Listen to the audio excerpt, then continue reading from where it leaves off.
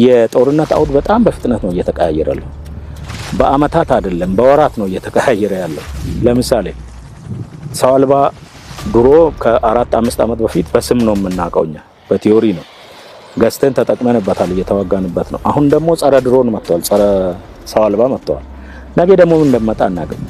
ይሄን ሁሉ ከቴክኖሎጂ ጋር ሩጫ ተያይዘን ከጊዜ ጋር በጣም ከሚለዋወጠው ጋር ሩጫ ይዘን አሁን በአስተማማኝ የኢትዮጵያን አየር ክልል ስፔስ መጠበቅ የሚያስችለን ቁመና ላይ እንገኛለን።